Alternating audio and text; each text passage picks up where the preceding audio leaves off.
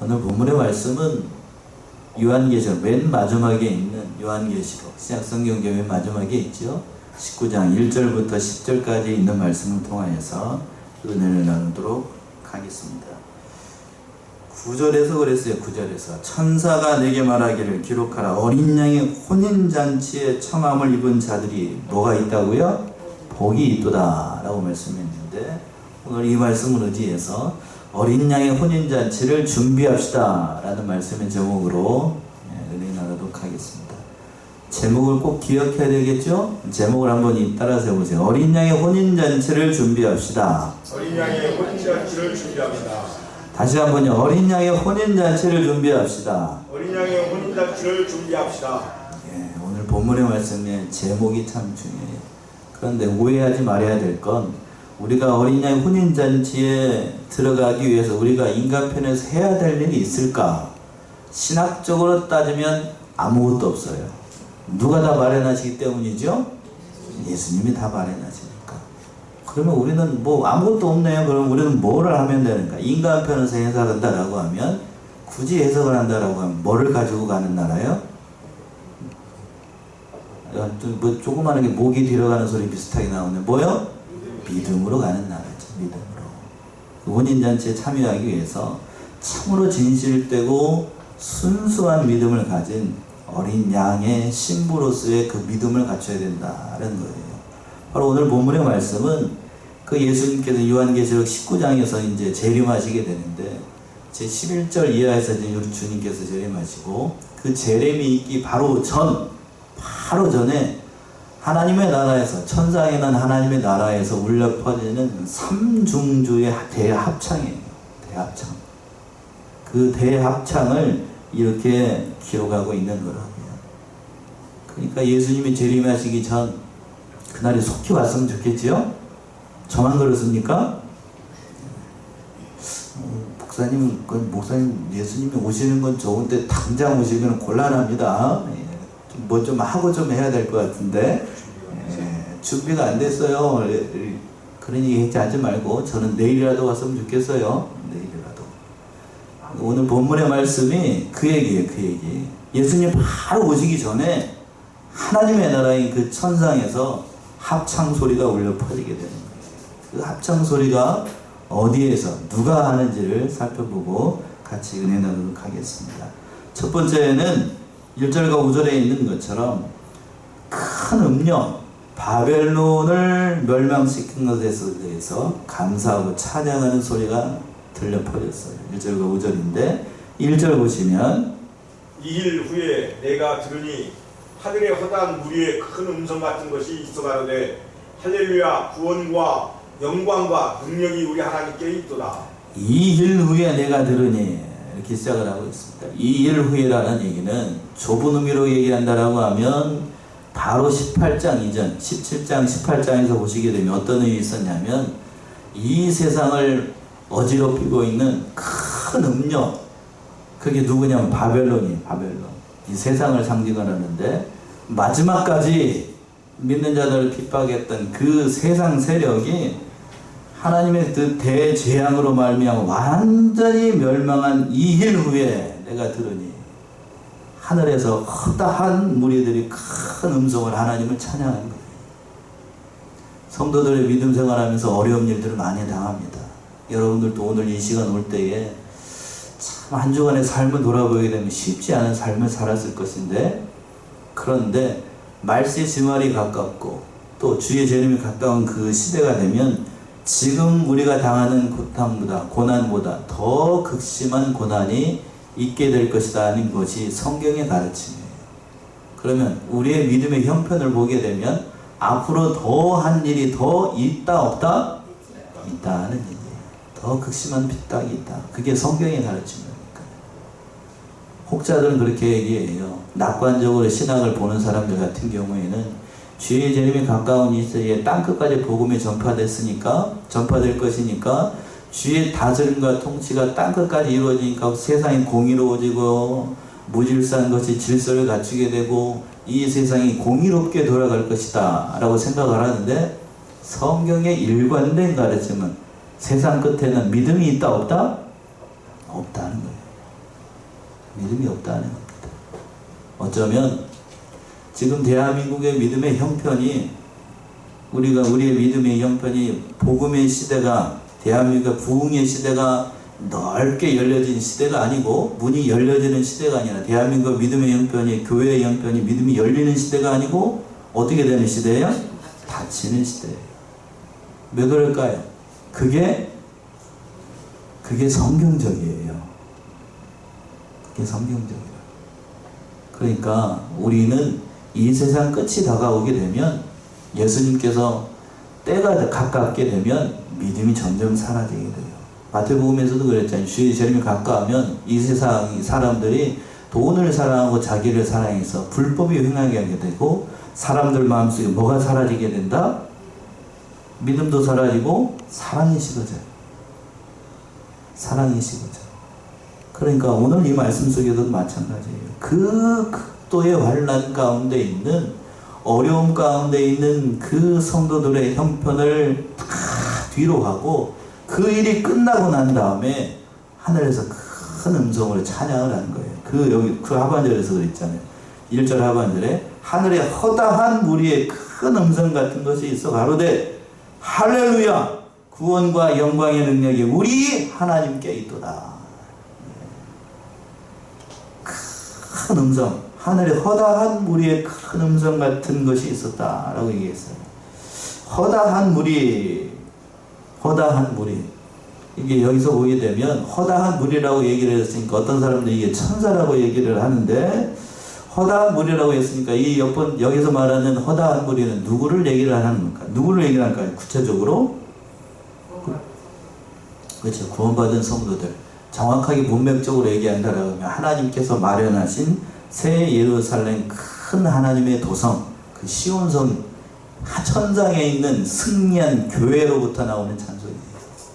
그 교회 안에 누가 있겠죠? 누가 있을까요?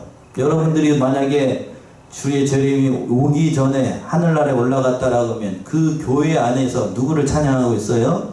하나님을 찬양하고 있어요. 그러니까 여러분들이 그 안에서 하나님의 찬송을 하는 거예요. 그러니까 구름과 같이 허다한 물이라고 하는 건 천상에 이미 올라가 계신 구원받은 모든 하나님의 택한 백성들이 지금 17장 18장에 있었던 큰 음료, 세상이 하나님의 궁극적인 심판을 불심판으로 다 멸망하는 모습을 보고 하나님 앞에 찬송을 드리며 영광을 올리는 거라고요. 그러면서 하반절에서 그랬죠. 할렐루야 구원과 영광과 능력이 누구에게 있도다? 하나님께 있다. 근데 그 하나님께 있는데 누구 하나님께? 거기 우리 하나님. 히브리 문학이라고 보통 얘기를 하는데 우리나라 같은 경우에는 우리라는 말을 자주 써요. 그렇죠? 내 하나님이라고 얘기 안 하고 우리 하나님이라고 보통 얘기를 하는데 근데 히브리 사람들은 물론 동양적인 사고도 있습니다만 우리라는 말을 잘 안 씁니다. 근데 본문의 말씀을 보게 되면 누구 하나님이라고 그랬어요? 우리 하나님이라고. 우리 하나님. 왜 우리라는 말을 굳이 썼을까? 거기에 허다한 무리들이 있으니까 내 하나님일 뿐만 아니라 바로 우리들의 하나님이니까 이렇게 표현을 하는 거라고요. 그 하나님께 영광을 돌리고 있어요. 또 2절에서 보시면 2절 그의 심판은 참되고 의로운지라 음행으로 땅을 더럽게 한 큰 음녀를 심판하사 자기 종들의 띠를 그의 손에 갚으셨도다 하고. 예. 왜 하나님께 감사와 찬양이 울려 퍼지는지 그 이유를 설명을 하는 겁니다. 즉 왜 그 천상에 있는 그 안에 있었던 모든 하나님 백성들이 왜 이렇게 찬양을 하는가?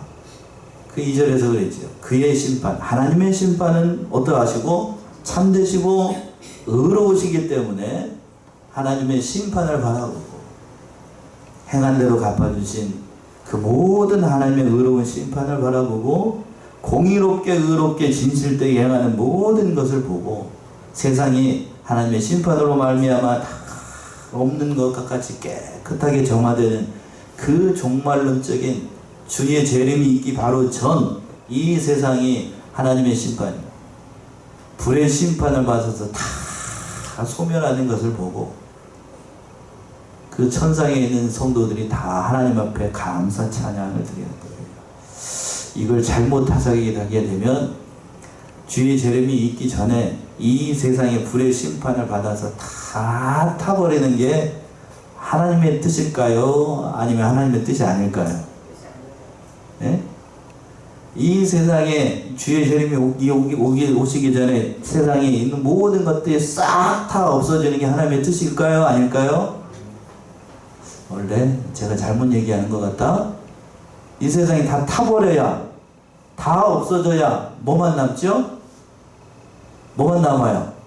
새로운 하나님의 나라가 어떻게 되겠어요? 건설이 되겠죠? 제가 잘못 얘기를 했는가? 그럼 이 세상에 있는 모든 것들은, 불의 꽃과 같은 이 모든 것들은 다 없어져야 됩니까? 그대로 남아있어야 되겠습니까? 없어져야 돼요. 다 없어져야 돼요. 그래서 성경에서 보시게 되면 땅에 모든 걸 쌓아두라고요? 쌓아두지 말라고요? 쌓아두지 말라고. 땅에 쌓아두면 땅에 뭐를 받을 때에 17장 18장을 얘기를 할 걸 그랬구나.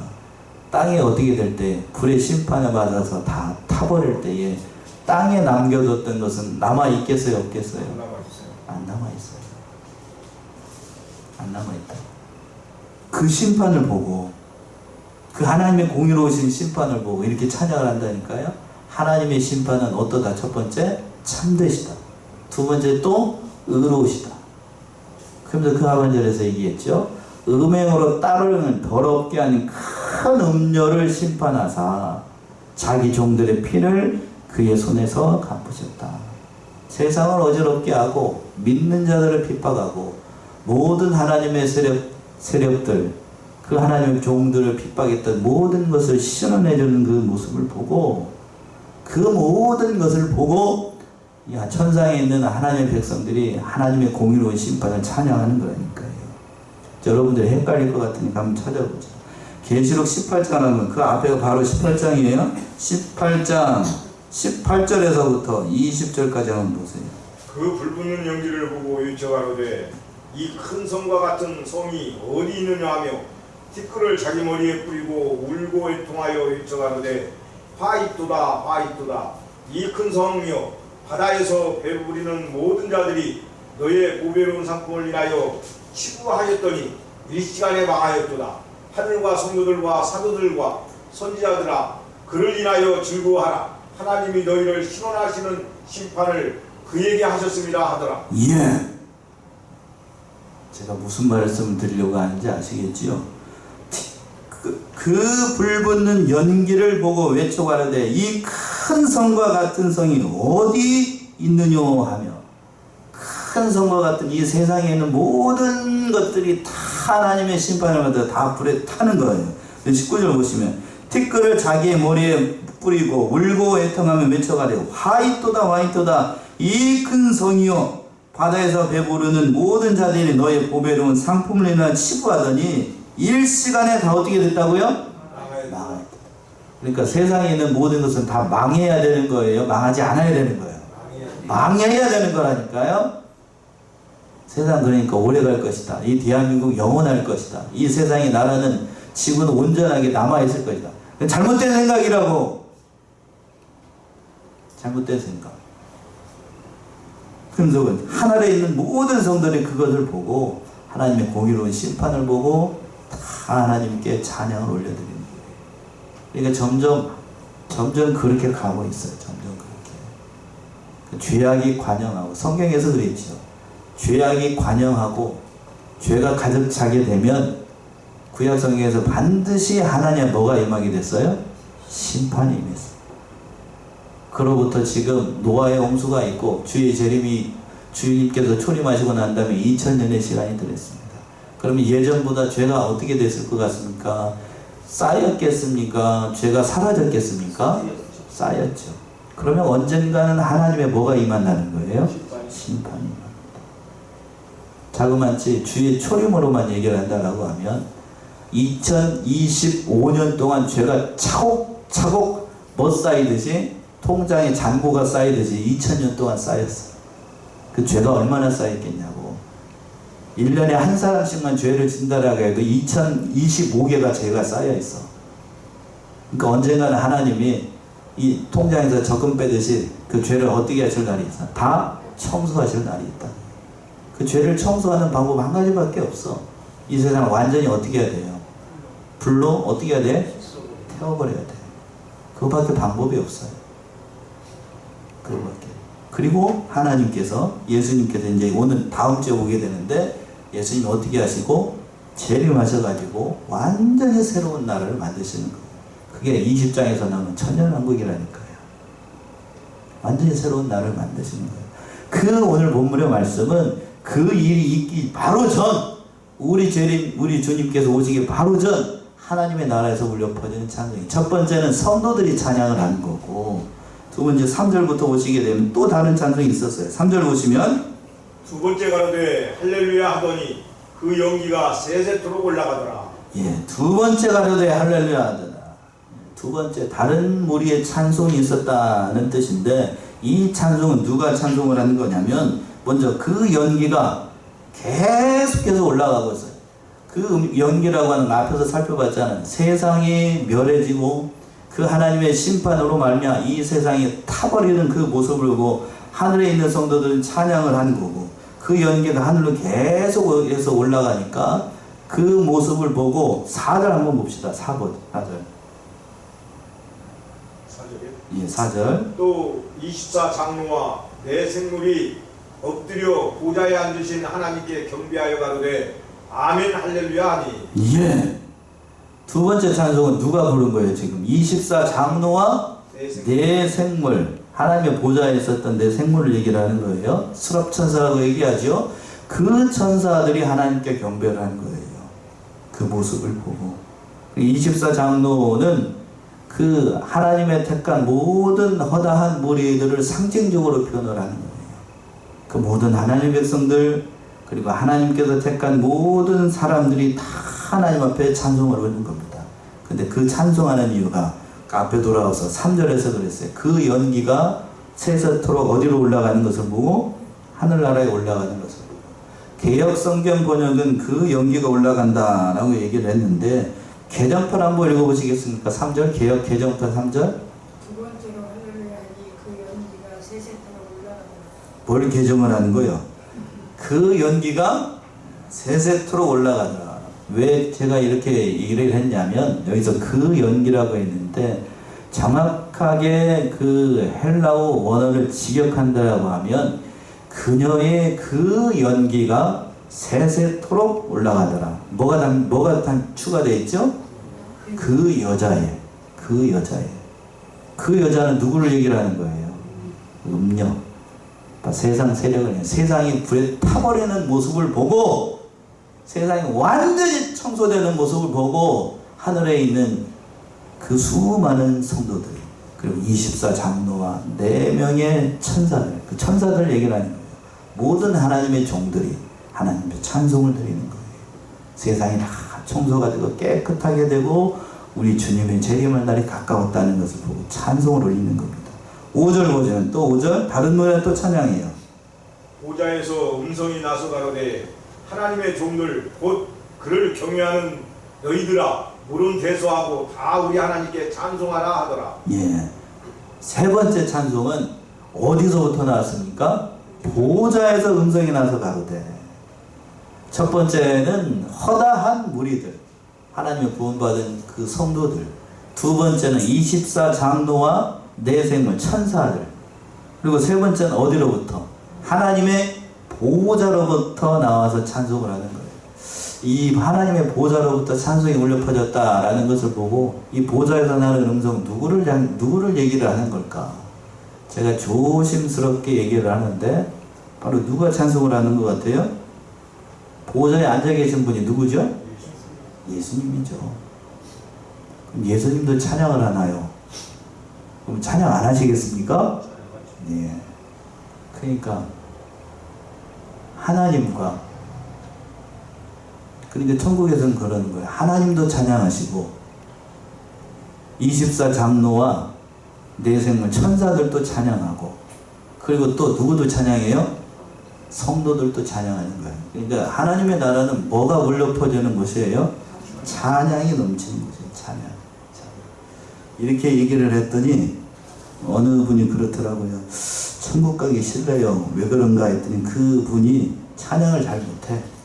음을 막 다스려. 그러니까 천국 가게 되면 뭐 해야 되니까 종일토록 뭐 해야 되니까 참 박수 치면서 찬양만 해야 되니 가면은 머리가 뜨끈할 것 같거든. 다 그럴 필요 없어요. 거기 가면 음을 다스렸던 분도 음을 안 다스리게 만드실 거고. 아멘이십니까? 다 누구같이 조용필 또 누가 노래 잘하는 여자 여러분들이 좋아하는 가수가 누구예요? 다 그보다도 더한 찬양으로 하나님 앞에 찬양을 드릴 거예요. 우리가 완전한 모습으로 주님과 같은 모습으로 부활한다라고 했는데 신령한 모습으로 부활한다고 했는데 그때에 아름답고 귀한 예수님과 같은 모습으로 우리가 부활을 하는데 음을 다스리는 모습으로 부활을 했다. 그러면 어떻게 되겠어요? 그렇지 않겠지요? 아름다운 모습으로 목소리도 정말로 아름다운 모습으로 하나님 앞에 찬양을 올릴 거라고. 그걸 이렇게 표현을 하는 거고. 그러면서 두 번째 6절과 8절에 있는 것처럼 어린 양의 혼인잔치를 예비하라고 찬양을 하면서 새 삼중주의 찬양으로 세 개 큰 찬송으로 어린 양의 혼인잔치를 예비하라고 두 번째 얘기를 하고 있어요. 6절 보시면 또 내가 들으니 허다한 무리의 음성도 같고 많은 물소리도 같고 큰 뇌성도 같아서 가로되 할렐루야 주 우리 하나님 곧 전능하신 이가 통치하시도다. 예, 또 내가 들으니 다시 이렇게 얘기를 하는 거 다시 본 거니까 허다한 무리의 음성과 같고 많은 물소리와 같고 큰 뇌성 같아서 가로되 할렐루야 우리 주 하나님 곧 전능하신 이가 통치하리다. 그 하나님의 허다한 찬송 가운데 하나님의 나라에서 울려 퍼지는 그 찬송 노래를 들으면서 전능하신 우리 주 하나님이 우리를 통치하신다. 우리를 다스리신다. 그 모습을 보면서 찬양을 올려 퍼지는 거예요. 그러면서 뭐라고 또 얘기를 하는 거 아니에요. 7절의 말씀이 참 귀하죠. 7절 우리가 즐거워하고 크게 기뻐하여 그에게 영광을 돌리세. 어린 양의 혼인계약이 이르렀고 그 아내가 예비하였으니. 자, 우리 7절 귀한 말씀이에요. 우리 같이 합독해 볼까요? 7절 시작. 우리가 즐거워하고 크게 기뻐하여 그에게 영광을 돌리세. 어린 양의 혼인계약이 이르렀고 그 아내가 예비하였으니. 우리가 즐거워하고 크게 기뻐하고 그에게 영광을 돌리자. 이건 1차적인 의미는 이 세상이 큰 음녀가 멸망을 하고 바벨론에게 임한 그 심판을 바라보고 기뻐하는 건 물론이거니와 그보다 더 중요한 건 그 하나님의 나라에 들어가는 하나님의 백성들이 예비되어 있기 때문에 이렇게 얘기를 하는 거예요. 그 아내를 여기서 뭐라고 그랬냐면 이미 얘기하고 있네. 그 사람이 누구라고 표현을 하고 있냐면 여기서 그의 아내가 예비되어 있다라고 얘기했어요. 그 아내가 예비되어 있었다라고 하는 건 유대의 그 독특한 결혼 풍습을 이해해야 왜 혼인잔치 그리고 또 하나님 나라에 들어가는 것을 이 결혼의 모습 아내라고 표현을 했을까라는 것을 이해할 수가 있어요. 이스라엘은 결혼을 제가 어느 장 한번 말씀드린 것 같은데 우리랑 다르게 결혼식을 몇 번 한다고요? 결혼식을 몇 번 한다고? 2번 한다고요. 첫 번째는 신랑이 어디 집에 가서? 신부 집에 가서 결혼 서약을 해요. 그걸 보통 성경에서 뭐라고 얘기를 하냐 하면 정혼이라고 얘기를 해요. 우리는 보통 뭐라고 얘기합니까? 그걸 약혼이라고 얘기를 하는데 약혼의 개념이 아니고 둘이 이제 두 집안이 결혼하려고 하면 양가 부모님들이 합의를 해요.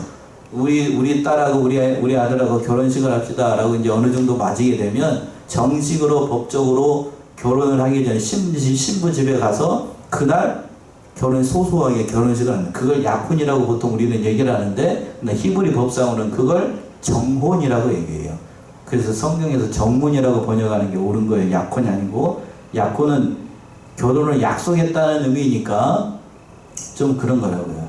근데 정혼이라는 개념은 모든 것이 다 합법적으로 부부가 되는 거예요. 단 한 가지만 못해요. 뭐만 못하고? 부부가 같이 잠자리만 못하고.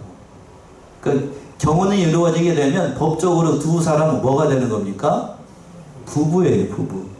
성경에서 보시게 되면 정혼의 관계에 있었던 사람들이 있었죠? 누가 그랬죠? 예수님의 부모님이 그런 관계에 있었어요. 마태 1장을 한번 가보세요. 마태 1장 18절에서부터 20절.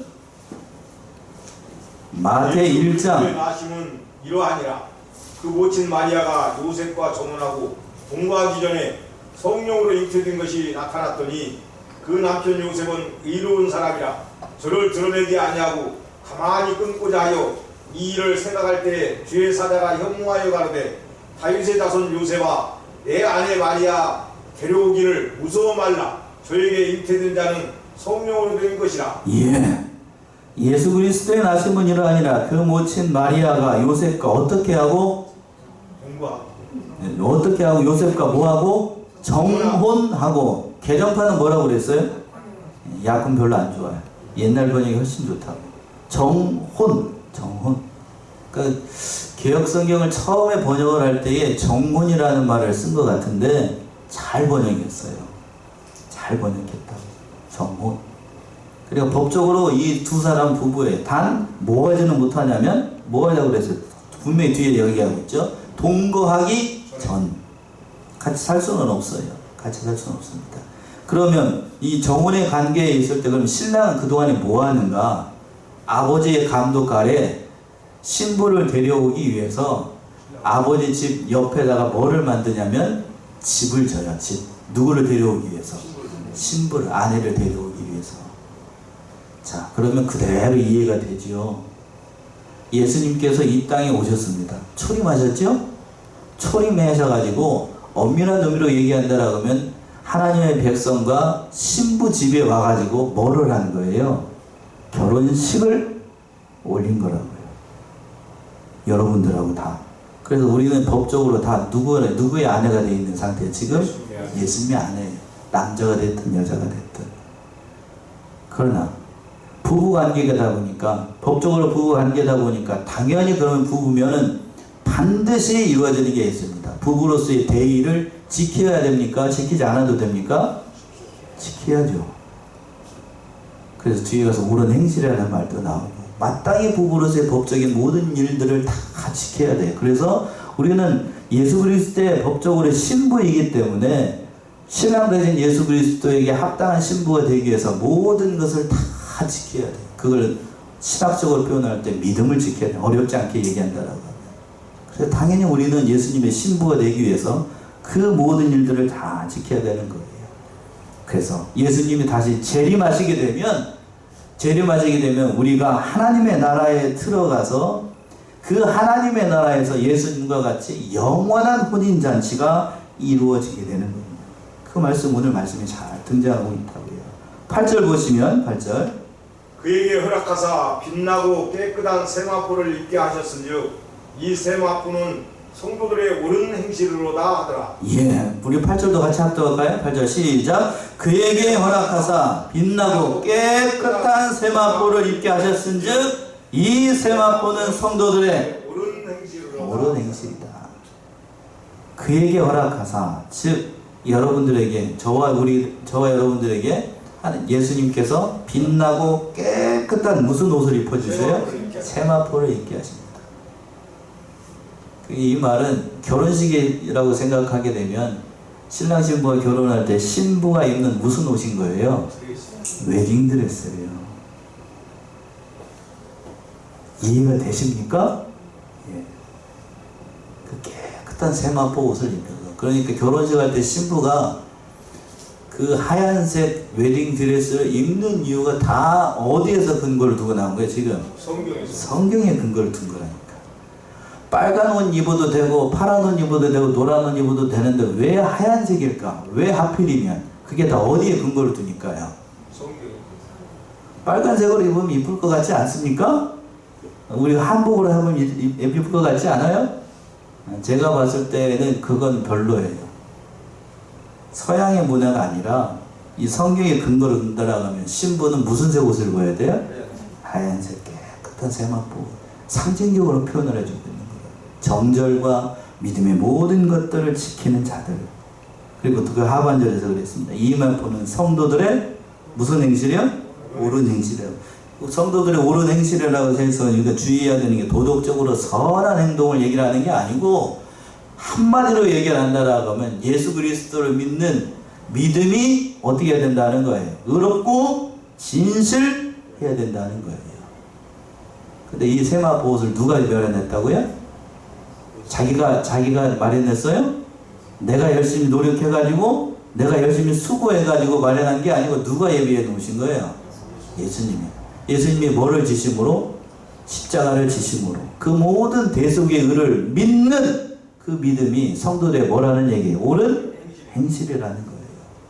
내가 뭘 열심히 닦아가지고 된 게 아니고 예수 그리스도께서 모든 것을 이루셨다는 그 믿음을 가진 자들에게 예수님께서 그 세마포 옷을 입혀주셔서 하나님의 나라에서 예수님과 영원토록 혼인잔치에 참여하게 되는 거예요. 그 말씀 마지막 세 번째, 바로 그 말씀하시는 어린 양의 혼인잔치 청함을 입는 것이 가장 복되다라고 얘기를 하신 겁니다. 그래서 9절의 말씀이 있는 겁니다. 9절 보시면 천사가 내게 말하기를 기록하라. 어린 양의 혼인잔치에 청함을 입은 자들이 복이 있도다 하고 또 내게 말하되 이것은 하나님의 참되신 말씀이라 하기로. 예. 자, 9절도 귀하죠. 9절 우리 합독할까요? 9절 시작.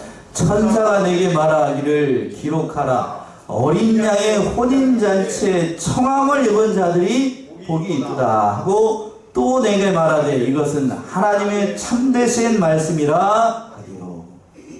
이 세상에서 가장 큰 복은 무엇일까? 오늘 계시록 19장에 나와 있어요. 어린 양의 혼인잔치에 모함을 입은 자들, 청함을 입은 자들이 복된 거예요.